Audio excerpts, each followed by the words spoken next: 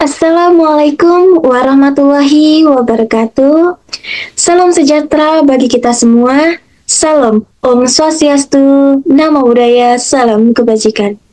Yang terhormat kepada Dr. Hilda Agustina STP MSI selaku dosen pengampu mata kuliah metode ilmiah. Saya Nazila Zahira dengan NIM 05021182328003.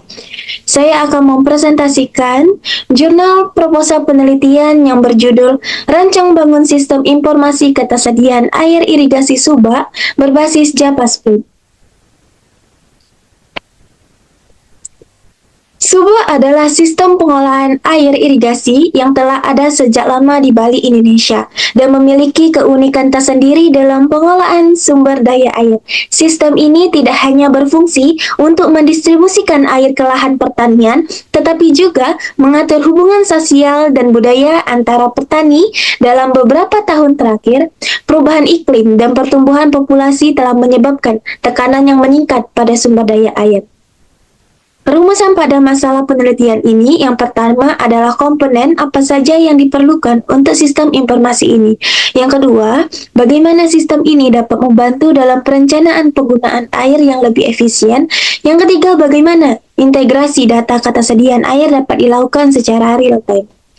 Hipotesa penelitian, penggunaan sistem informasi berbasis JavaScript akan meningkatkan efisiensi pengolahan air irigasi di sistem subak dengan memberikan informasi real-time mengenai ketersediaan air, sehingga mengurangi pemborosan air hingga 30%.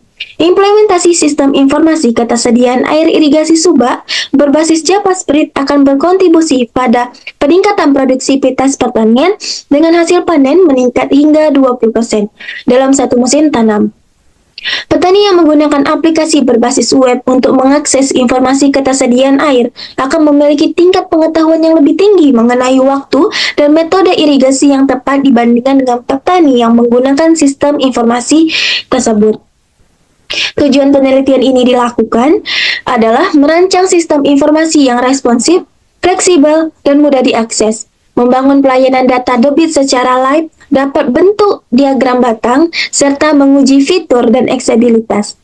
Perancangan sistem pada penelitian ini dilakukan dengan tahapan, yaitu mengidentifikasi masalah dari sisi pengguna, merancang algoritma sistem, mengintegrasikan framework dan API, melakukan hosting, serta melakukan pengujian dengan black box testing.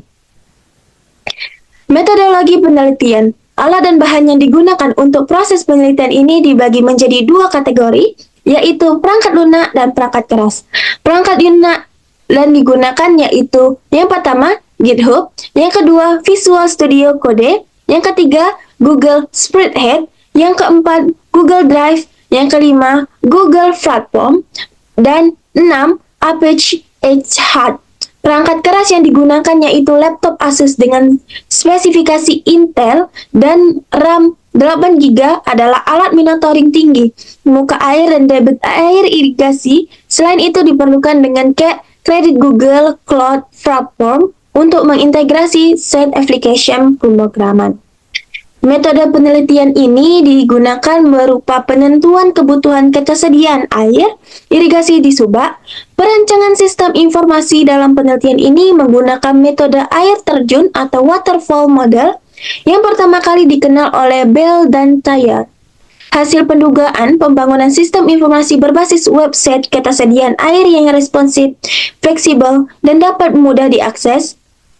Memiliki metode waterfall ini memiliki 4 tahap. Yang pertama adalah analisis kebutuhan.